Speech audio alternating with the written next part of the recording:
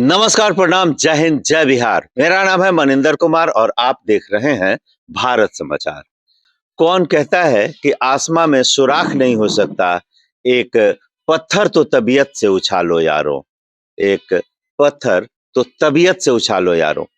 आज हम जिस शख्स से आपकी परिचय करवाएंगे, जिस शख्स से बातचीत करने के लिए हम आए हैं, उन्होंने बड़ी मुकाम हासिल कर ली है और उनका सारण जिला में जो पहला चर्चा हुआ था, वो तब हुआ था जब खेसारी लाल के बाद इस जिला में दूसरा डिफेंडर लेके आए थे। राजेश सिंह उस व्यक्ति का नाम है। उनकी चर्चा डिफेंडर के चलते हुई थी और वो सोशल मीडिया पे काफी वायरल भी हुआ था और शायद आप तक वो पोस्ट पहुंचा भी हो। दूसरी बार उनकी चर्चा तब हुई थी जब क्षत्रिय सम्मान रैली के लिए 500 गाड़ियों का काफिला लेकर मढ़ौरा से सोनपुर के लिए गए थे, तब उनकी चर्चा हुई थी। आज हम आए हैं राजेश सिंह के पास। राजेश सिंह, सबसे पहले तो साहब आपका बहुत बहुत स्वागत है हमारे चैनल पे। जी धन्यवाद, नमस्कार। राजेश जी, आपने जो ये मुकाम हासिल कर लिया है, आप डिफेंडर से चलते हैं, आप क्षत्रिय सम्मान रैली में लाखों लाख रुपए खर्च कर देते हैं, तो पहला सवाल कि क्या आपको नेता बनना है? सबसे पहले तो साफ कर दूं आपको कि मुझे कोई नेता नगरी से मतलब नहीं है और हाँ, ये ज़रूर है कि 1-2 विधायक जो है वो आशा करूँगा कि मैं उनको इतना सपोर्ट कर दूं कि वो मेरे हों। बाकी नेता नगरी से मुझे कभी भी मतलब नहीं है, ना रहेगा। कि आप अपनी जर्नी के बारे में बताइए, आपने कैसे ये मुकाम हासिल कर लिया है? कोशिश करे इंसान तो भगवान से भी दर्शन कर सकता है। बस उसके मन में ठान ले इंसान कि मुझे ये काम करना है, तो कोई बड़ा काम नहीं है। जी, बोलिए। कहना है कि मान ले तो हार और ठान ले तो जीत। बिल्कुल। आप अपनी जर्नी के बारे में बताइए कि कैसे आप फरीदाबाद पहुंचे? आप बिहार के गरखा के रहने वाले हैं, शायद मुझे जो मालूम है गरखा के मदारपुर के आप रहने वाले हैं। फिर आप फरीदाबाद कैसे पहुंच गए? सबसे पहले तो बता दूं कि मैं बेल्दी के पास जो है अपना बांसडी बाजार पड़ता है, उसी के पास में ही मदारपुर गांव है और उस गांव का हूँ, जिला छपरा। तो अब आप पूछ रहे हैं कि अब जो है जर्नी कैसे शुरू हुआ आपका? कैसे आप आज जहाँ हैं, उस सफर में कितनी मुश्किलें आई? क्या-क्या सामना करना पड़ा? जरा विस्तार से बताइए। मेरे फादर जो है अपने एमपी में, पहले तो यहाँ बिहार पुलिस में थे, बट सस्पेंड हो गए, कुछ रीजन हो रहा होगा। फिर वो ग्वालियर चले गए। तो मैं तो छोटा ही था, हम छोटे ही थे सब। तो वहाँ से जो है हम फरीदाबाद आ गए। फरीदाबाद मतलब वहाँ कुछ दिन रहे, वहाँ थोड़ी नौकरी वगैरह करी है मैंने, जो काफ़ी नीचे स्तर पे, चाहे वो वहाँ आपने क्या-क्या किया? ग्वालियर में? ग्वालियर में मैंने होटल पे भी काम किए हैं, कुछ कबाड़ी की दुकान थी, वहाँ पे भी काम किए हैं। तो और याद भी नहीं है, बहुत छोटा उम्र था। पढ़ाई की उम्र में मैंने नौकरियाँ करी हैं। अच्छा, पढ़ाई की उम्र में ना, तो पढ़ाई कहाँ तक की है आप? पढ़ाई कितनी कर रखी है ये तो मुझे भी याद नहीं है, लेकिन कोई पढ़ा लिखा बैठ जाए तो मैं उससे कहीं न कहीं पीछे नहीं हूँ। मैंने बात कर लूँगा। जी, तो बात क्या, मैं पूरा वर्ल्ड में करीबन अभी तक 30-35 कंट्री घूम चुका हूँ, वो भी अकेले।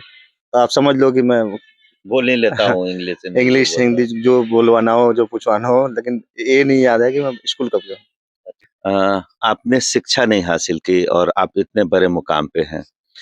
तो जो युवा शिक्षा ग्रहण कर रहे हैं, उनके लिए क्या कहेंगे कि शिक्षा लो चाहे मत लो, कुछ काम किया करो या फिर शिक्षित होकर काम करो? शिक्षा तो ज़रूरी चीज़ है। मैं ये नहीं कहता हूँ कि आप लोग पढ़ाई-लिखाई मत करो। पढ़ने के साथ-साथ जो है कुछ न कुछ पार्ट टाइम जॉब ज़रूर करो और कोशिश ये मत करो। हम बिहार के और ज़्यादा तो नहीं जानता हूँ बिहार के बारे में, लेकिन थोड़ा बहुत जो जानता हूँ, जो देख रहा हूँ कि हमारे बिहार के जितने युवा लड़के हैं, वो अधिकतर अपनी उम्र जो निकाल दे रहे हैं वो पढ़ने में और सरकारी नौकरी के चक्कर में, या बहुत अच्छा जॉब ढूँढने के चक्कर में। तो मैं उनको एक ही चीज़ सलाह दूँगा कि आप पढ़ो, कोई दिक्कत नहीं, वो जितना आपको मन में आए पढ़ो, लेकिन और समय वेस्ट मत करो अच्छी नौकरी के चक्कर में, समय वेस्ट मत करो सरकारी नौकरी के चक्कर में। क्योंकि सरकारी नौकरियाँ या अच्छी नौकरियाँ लिमिट से ही हैं। कोई ना कोई जिस लाइन में नौकरी मिल जाए उस लाइन में नौकरी करो और उसी में अपना लाइन रास्ता ढूंढो।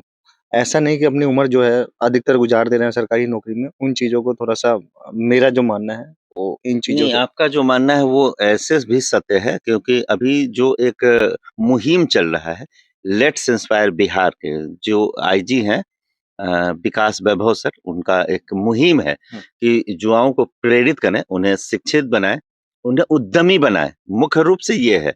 और इसके साथ जुड़े हुए एमएलसी सच्चिदानंद राय हैं सारण के, उनका कहना है कि जो सरकारी नौकरी के चक्कर में जो युवा रह रहे हैं, वो एक तरीके से बोझ हैं।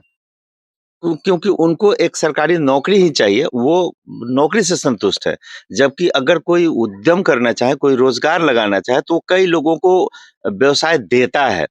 तो आप युवाओं को व्यवसायी बनने के लिए प्रेरित करेंगे कि उन्हें नौकरी के लिए करेंगे? मैं यही बोलूँगा पहले तो प्रैक्टिकल नॉलेज लीजिए, ज़मीनी स्थल का नॉलेज लीजिए, यानी जिस काम को आप करते हैं उस काम को पहले नॉलेज अच्छे से लीजिए, उसके बाद उस काम में लग जाइए। मैं ये नहीं कहूँगा डायरेक्ट बिज़नेस पकड़ लीजिए, नॉलेज ना हो और डायरेक्ट बिज़नेस करने लगे तो मैं कभी किसी को नहीं बोलूँगा। मैं ये बोलूँगा जो काम आपको करना है पहले नौकरी करो, उस चीज़ को बारीकी से समझो, उसके बाद में आपको उसी काम को करना है फिर करो, लेकिन बिना नॉलेज के मत करना काम। मतलब आपने जब शुरुआत की, एक हेल्पर से शुरुआत की और आज इस जगह पे हैं, ये अपने अनुभव से आप कह रहे हैं कि ऐसे ही होना चाहिए। पहले आप उसमें डीपली नॉलेज ले लीजिए कि जो काम आप कर रहे हैं उसमें क्या रिस्क है, कितनी पूँजी लगेगी, क्या-क्या हो सकता है, उसके बाद काम कीजिए। बिल्कुल जी, मैंने तो देखो जी ऐसे ही किया है। मुझे कंपनी में खोलने से पहले मैंने इसी लाइन में जीन्स लाइन में टेम्पो भी चलाया, हेल्परी भी की है और उसको देखते रहा कि कैसे बन रहा है पैंटे, कैसे जीन्स तैयार हो रहे हैं, कैसे वॉश हो रहा है, कैसे स्टिचिंग हो रही है। इन चीज़ों को पूरा नॉलेज लेके ही मैंने फैक्ट्री फिर भी मेरे का हिम्मत काम नहीं करता कि मैं फैक्ट्री खोलूँ, लेकिन मैंने पूरा नॉलेज होने के बाद भी मैं डर रहा था। तो नॉलेज था तो ही मैं आज यहाँ पे हूँ। नहीं नॉलेज नहीं होता तो मेरे को 3 लाख की पूँजी भी खत्म हो गई होती। अच्छा। तो ग्वालियर से फरीदाबाद के सफ़र के बारे में बताइए? एक्चुअली में ग्वालियर में जब थे हम लोग तो और भी भाई हैं मेरे तो उनके साथ रहते थे हम लोग पूरी फैमिली बट वहाँ पे नौकरियां करी लेकिन कुछ पहले मेरे माइंड में था कि मुझे कुछ ना कुछ अच्छा करना है और मुझे पता है ग्वालियर एक छोटा शहर था हुँ, हुँ। तो लग रहा था कि नहीं यहाँ पे कुछ नहीं कर पाऊंगा तो कुछ घर में लड़ाई झगड़े हुए तो हम जो है भाग के जो है अपने मतलब ग्वालियर फरीदाबाद चल ग्वालियर गए। स्टेशन पे जो ट्रेन मिली उसी ट्रेन में बैठ गए वो ट्रेन ही उसको फरीदाबाद में उतरना था उतर गए फरीदाबाद। मतलब अगर ये कहा जाए कि भाग्य जिसको जहाँ ले जाना चाहती है, वहाँ लेके चली जाती है, तो ये आपका डेस्टिनी था कि वो आपको ग्वालियर से फरीदाबाद लेके चली आए। बिल्कुल। फिर तो फरीदाबाद में जो जर्नी शुरू हुई, इस कामयाबी की जो जर्नी शुरू हुई, वो कैसे हुई? और उस दौरान क्या-क्या कठिनाइयाँ आई आपके रास्ते में? फरीदाबाद हरियाणा में पहुंचा स्टेशन के पास में एक जींस की कंपनी थी जो मेरे को कोई बंदा मिल गया जो उसने मुझे वहाँ नौकरी उसने दिलवा दी। हुँ, हुँ। तब 800 रुपये पे नौकरी मिला था मुझे उस ₹800 महीना। महीने पे। हुँ। ये कब की बात है ₹800 महीना? सन 2003 3 के आसपास की। 2003 जी। की है। और उसके बाद में नौकरी मिली तो वही रहने का तो जुगाड़ था ही नहीं हुँ। और स्टेशन फरीदाबाद स्टेशन के पास ही अपना फैक्ट्री था तो दिन में नौकरी की शाम को रेलवे स्टेशन के जो बैठने वाला होता है वहाँ चद्दर-चुद्दर लेके उस टाइम गर्मी का मौसम था, चद्दर की भी ज़रूरत नहीं थी लेकिन चद्दर लिया था हमने।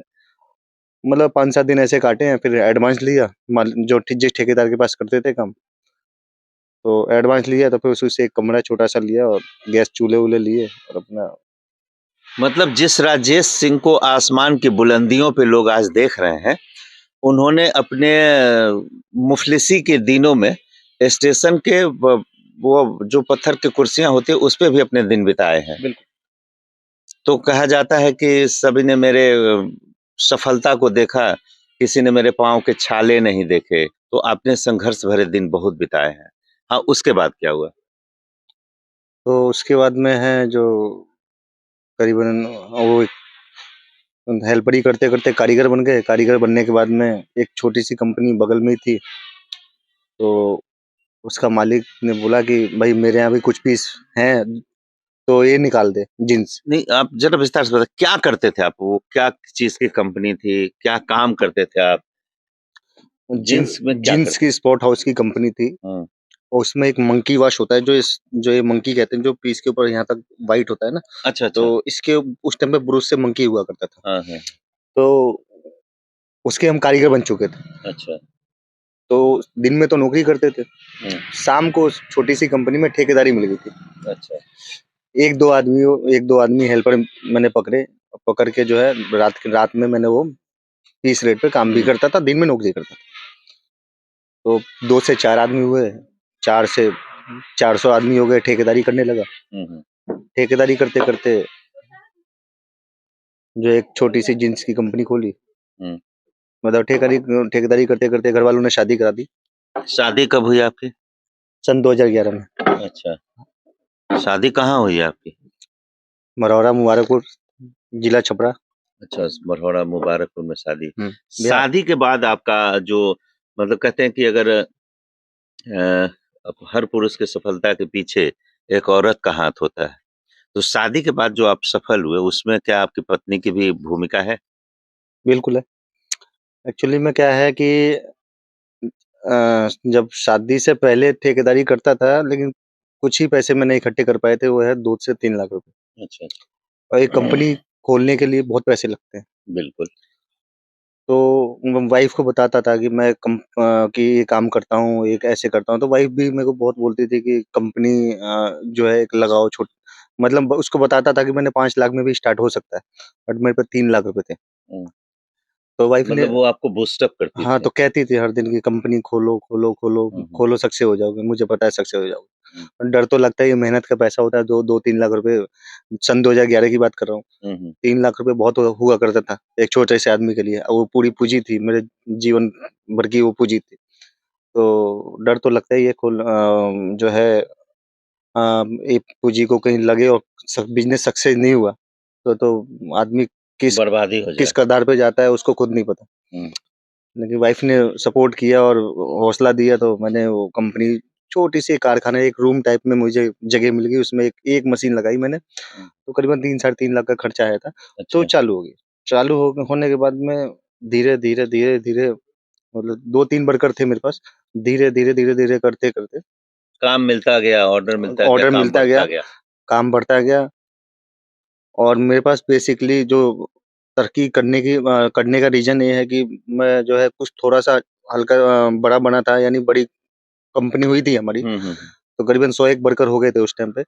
तो हुँ, मैं विदेश जाने लगा। मुझे एक चाहत था कि मैं बाहर की कंट्री देखूँ, कुछ सीखूँ, सीखने का मेरे को शुरू से चाहत रही है। हुँ, हुँ। तो विदेशों में देखने लगा, वहाँ पे इस चीज़ की कंपनियाँ बहुत हैं। तो वहाँ से मुझे कुछ टेक्नोलॉजी मिलते रही। तो कुछ दिन के बाद जो है कुछ-कुछ पैसे मैंने इकट्ठे करके मैंने 1-2 मशीन विदेश की भी इम्पोर्ट करी है। इम्पोर्ट करने के बाद में वो कुछ लेटेस्ट बनाते गया। लेटेस्ट बनाया तो मेरे को काम बहुत मिला। काम बहुत मिला, तो आज मैं आप लोगों के सामने हूँ, आपके बीच में हूँ। मतलब मैं अकेला ही चला था मंजिले जानिब, लोग आते गए और कारवां बनता गया। लोग मिलते गए, अच्छी-अच्छी टेक्नोलॉजी आपने हासिल की। आप कितने देशों की यात्रा आपने की होगी? करीबन 38 से 39 कंट्री जो है मैं अभी तक घूम चुका हूँ। जैसे? यूरोप की एम्स्टर्डम हो गया, और अपना यूएस हो गया, हुँ, हुँ। टर्की हो गया। सबसे ज़्यादा हमारा जो काम है ना जीन्स लाइन का, वो टर्की में ज़्यादा है। तो वहाँ की टेक्नोलॉजी भी अच्छी खासी है। एम्स्टर्डम हो गया, और उसके अलावा स्पेन है, टर्की है, चाइना है, दुबई है। काफ़ी कंट्री हैं, मुझे वो अभी याद करना याद हो पड़ेगा, याद करना पड़ेगा। हाँ, हाँ, तो मैं 4-5 पासपोर्ट बढ़ चुके हैं मेरे अभी तक फ़िलहाल।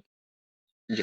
अ, आज बिहार में जो स्टार्टअप को लेकर केवल बातें हो रही हैं कि भाई बिहार के जो व्यवसायी हैं, जो बड़े व्यवसायी हैं, वो स्टार्टअप लाएँ यहाँ बिहार में।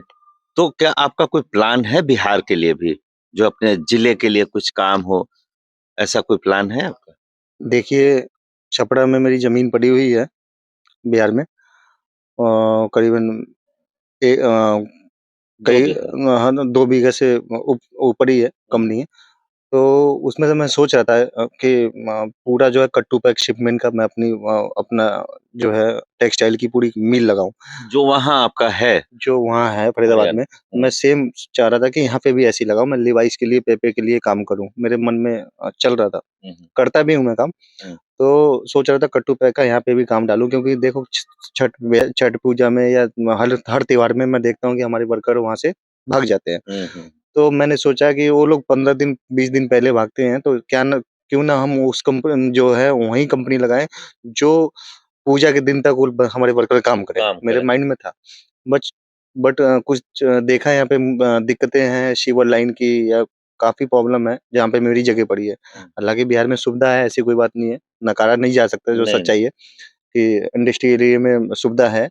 और हमारे एरिया में पानी का जो है ज़्यादा यूज़ होता है, तो हालाँकि ट्रीटमेंट मशीनें लगी हुई होती हैं, बट वो जो है निकास वगैरह यहाँ पे नहीं होने के कारण से मैंने अपने प्लान को चेंज करके, और मैंने 2 मैरेज हाउस और एक अच्छा यानी 5 स्टार होटल जो बनाने का प्लानिंग है, उसी के चक्कर में मैं आज आया भी हूँ। तो आज के बाद काम चालू हो जाए। 2011 में आपके पास कोई 2011 में आपने स्टार्ट किया था हाँ। काम, और आज आपके पास कितने लोग काम करते हैं?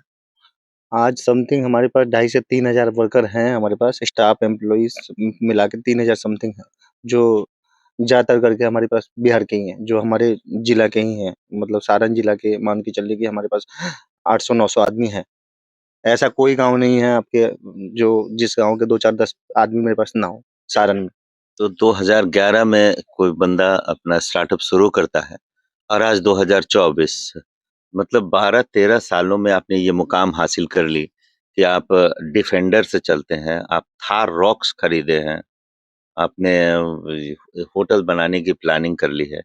तो क्या लगता है, आप भगवान आपके साथ हैं कि आपकी मेहनत ने आपको ये मुकाम पर हासिल करवा दिया? दोनों ही साथ में हैं। देखिए गाड़ियाँ तो मेरे पास कई हैं। अ, कौन-कौन सी हैं ज़रा बता दीजिए? लोगों को, आजकल के युवाओं को एक क्यूरियोसिटी होती है कि भाई डिफेंडर से चलने वाले के पास और कौन-कौन सी गाड़ियाँ हो सकती है? मैं अपनी इंस्टा आईडी चलाता हूँ, राजेश सिंह 9811 के आईडी चलाता हूँ, राजेश सिंह 9811। उसपे एक बार देखिएगा आप लोग। लेकिन मेरे पास गाड़ी 8-10 गाड़ी है मेरे पास। गाड़ी की कोई दिक्कत नहीं है। सब चीज़ भगवान का आशीर्वाद है। कोई कहीं से कहीं तक कोई दिक्कत नहीं है। जी। तो आप सारण के लिए होटल और मैरेज हाउस तो कर रहे हैं। आने वाले फ्यूचर में कोई कारखाना हो, कोई स्कूल हो, कोई हॉस्पिटल हो, क्या इस तरह की भी प्लानिंग आप करेंगे? आने वाले टाइम में मैं एक कंपनी ज़रूर लगाऊँगा बिहार में, और अच्छे स्केल में लगाऊँगा। मतलब मान के चलिए कि मेरे पे 1500 से 2000 आदमी काम करेंगे। मैं इस लेवल पे काम करूँगा और करने वाला हूँ, जल्दी करूँगा, क्योंकि जो मैं भगवान से माँग लेता हूँ वो मिल जाता है। ऐसा कोई बड़ा काम नहीं है, और मेहनत करते रहिए, और इंसान चाह जाए तो परमात्मा साक्षात सामने आ जाएँगे, अगर इंसान के मन में हो जाए तो। हिंदी फ़िल्म का एक गाना है जो आप लोगों ने भी सुनी हुई है। कहिए तो आसमां को ज़मीं पर उतार लाएँ, मुश्किल नहीं है कुछ भी अगर ठान लीजिए। तो इन्होंने ठाना है कि बिहार के लिए भी कुछ करना है। तत्काल शुरुआत हुआ है, इन्होंने एक होटल बनाने की सोची है और उसके साथ 2 मैरेज बनाने की सोची है। इसके आगे प्लानिंग और भी हैं, बहुत सी हैं। तत्काल आप राजेश सिंह को देख रहे थे हमारे चैनल पे, जिस राजेश सिंह ने अपने शुरुआती दिनों में स्टेशन के कुर्सियों पे, स्टेशन पे जो कुर्सियाँ बनी होती हैं, उस पे सो के अपनी रातें बिताई थी। आज कहीं भी निकलते हैं तो 5 स्टार होटल से कम में नहीं ठहरते हैं। अगर कुछ युवा इससे प्रेरणा लेकर अपना स्टार्टअप शुरू करना चाहें, तो हमें बहुत खुशी होगी। आप देख रहे थे भारत समाचार। बहुत-बहुत धन्यवाद।